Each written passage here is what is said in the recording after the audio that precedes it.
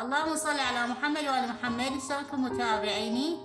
شلونكم؟ شخباركم؟ إن شاء الله تكونون تمام. رجعنا لكم فيديو جديد ووصفة جديدة راح نسويها أنا وياكم سوية، وإن شاء الله تنال رضاكم. يلا نبدأ بسم الله ونشوف الفيديو سوا. وفضلا وليس أمرا حبايبي تدعمون قناتي على اليوتيوب.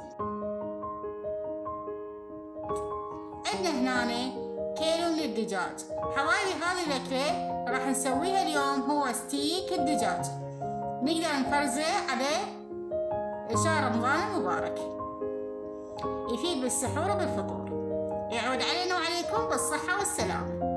جينا هنا عندي كيلو من صدر الدجاج مغسول ونظيف، وراح أقطعه بهذا الشكل بالطول.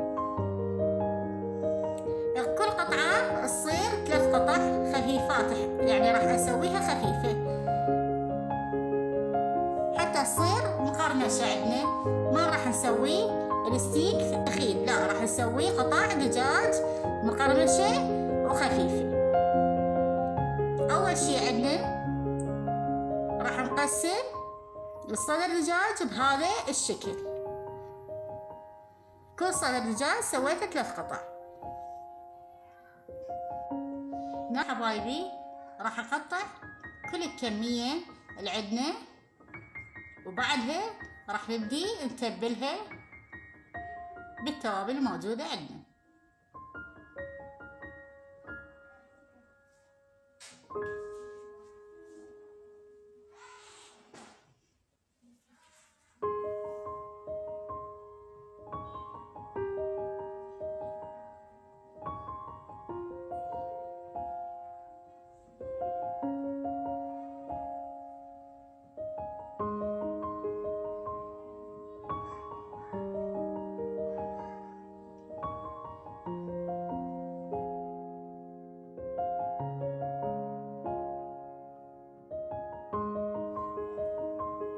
هسه راح ابدي باي شي ثقيل عندي موجود بالبيت، اي شي ثقيل راح نبدي ندقه بهاي الطريقة. انا عندي هذا الشيبك مال الكليتشة، فدقيتها كل القطع بيها، ندقها بشكل مائل، لا هي عمودي ولا بالطول، بشكل مائل. وندقها القطعة حتى نتبلها حتى تمتص كل التوابل من نتبلها.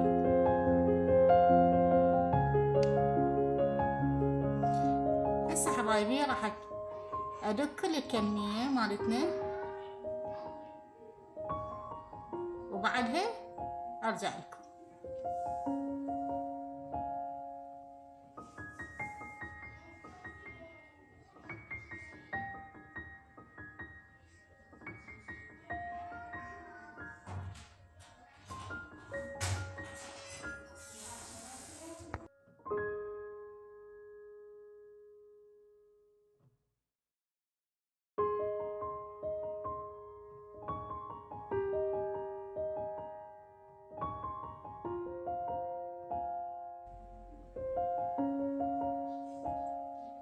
هسه حبايبي راح اغسلها غسلة زينة، وراح نبدي نتبلها. شنو عندي هنا؟ عندي بيض، وعندي بصل، وعندي توابل. التوابل شنو هي؟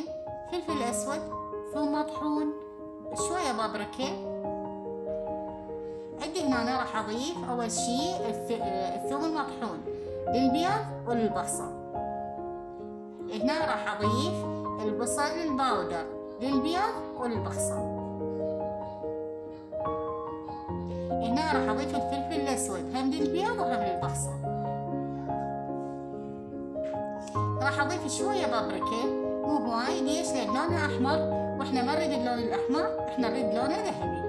راح اضيف الملح للبيض وللبصل.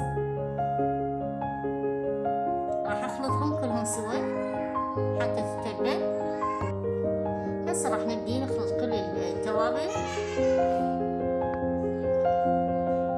هسه حبايبي راح نخلط البيض ويا التوابل. خلط كل الزيت لحد ما تذوب التوابل بالبيض. هنا أنا راح أضيف حبايبي قليل من الكركم حتى يعطينا للقطع مال الدجاج اللون الذهبي، قليل مو هواي.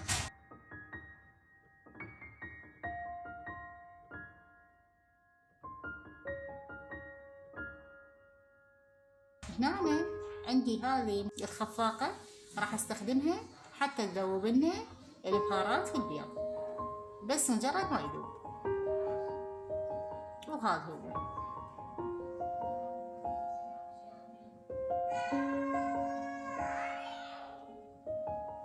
يا حبايبي راح نبدي نتبل الدجاج. أول شي راح أخلي قطع الدجاج بالبيض والتوابل،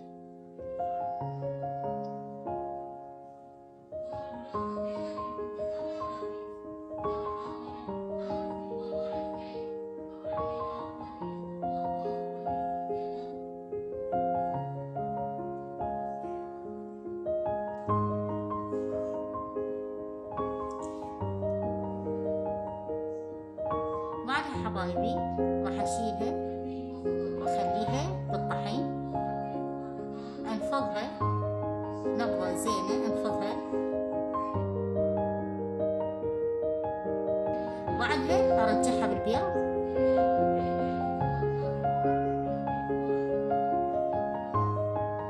وآخر شي أتبلها بالبصل.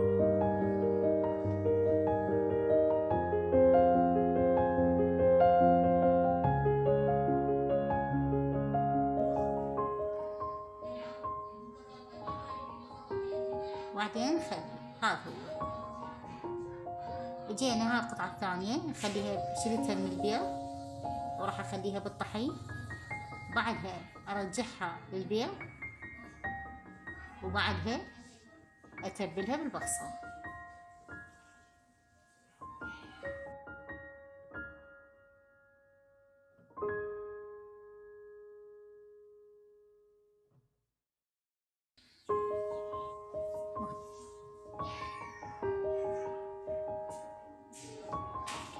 هنا هاي القطعة الثالثة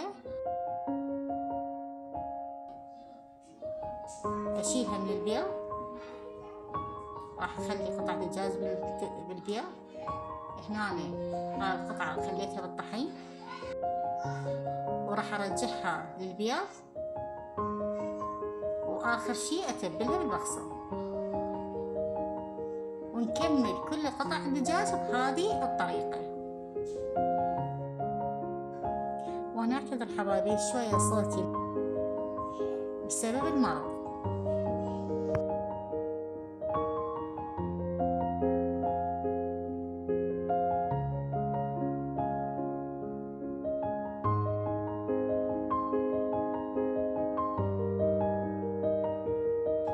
هنا حبايبي كملت كل الكمية مالتنا. هسه احنا هنا قبل لا نقليها نقدر نفرزها بهذا الشكل، نخليها بأكياس ونفرزها بالشهر رمضان.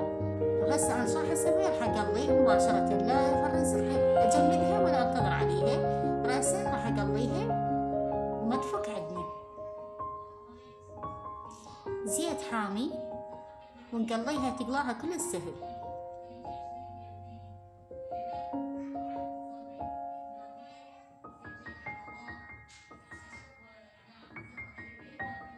وهاي الجهة الثانية بعد ما قلوتها، شوف حبايبي لونها الذهبي يجنن. ولهنا حبايبي هذا شكلها النهائي، كان طعمها كلش طيب ومقرمشة، وإن شاء الله تستفادون من إلها. لهنا حبايبي خيري هذا اليوم، ولا تنسوني بلايك واشتراك حتى تصعد قناتي، قناة أم محمد للطبخ العراقي. مع السلامة حبايبي.